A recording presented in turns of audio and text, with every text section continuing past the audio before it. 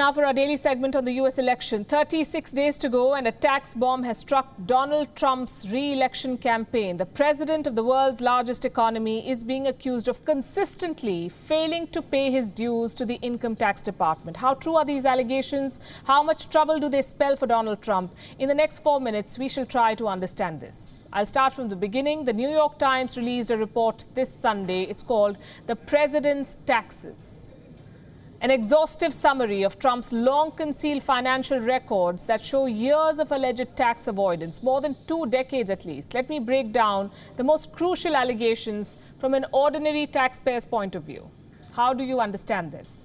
According to the report, Donald Trump paid no federal income tax in 11 of the 18 years that have been examined.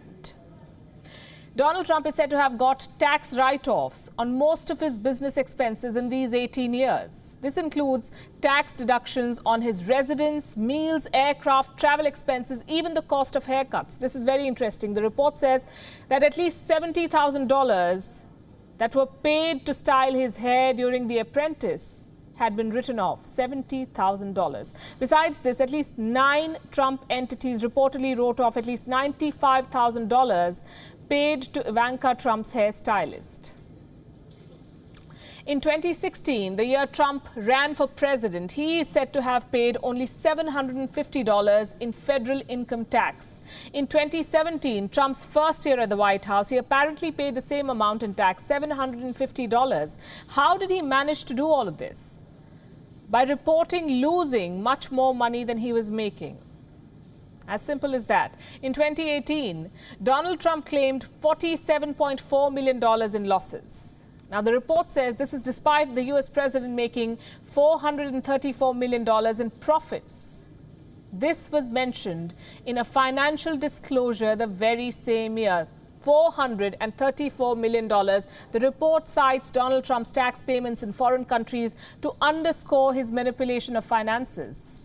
His businesses are said to have paid substantially more taxes abroad, and this includes more than $15,000 in Panama, more than $156,000 in the Philippines, more than $145,000 in India, which is, by the way, home to the largest overseas operations of the Trump organization. So how is the US president reacting to such explosive revelations or allegations, whichever way you see it? Is he planning to release his tax returns to set the record straight? Listen to what he said. It's fake news. It's totally fake news. Made up, fake. We went through the same stories. You could have asked me the same questions 4 years ago. I had to litigate this and talk about it. Totally fake news. No, actually, I paid tax. And you'll see that as soon as my tax returns. It's under audit. They've been under audit for a long time. The IRS does not treat me well. They treat me like the Tea Party, like they treated the Tea Party. They don't treat me well. They treat me very badly. You have people that in the IRS, they treat me very, very badly. But they're under audit. And when they're not, I would be proud to show it. But that's just fake news. The New York Times tried it, the same thing. They want to create a little bit of a story, they're doing anything they can. Not only that's the least of it. I mean, the stories that I read are so fake. They're so phony. They're fake, they're phony, they don't treat me well. Well, how about releasing the tax returns to prove them wrong? Donald Trump was asked this question yet again, and he said he can't do it yet because they're under audit. Well, first of all, I paid a lot, and I paid a lot of state income taxes, too.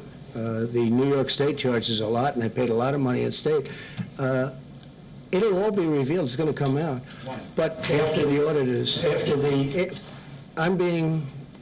they're doing their assessment. We've been negotiating for a long time. Things get settled, like in the IRS.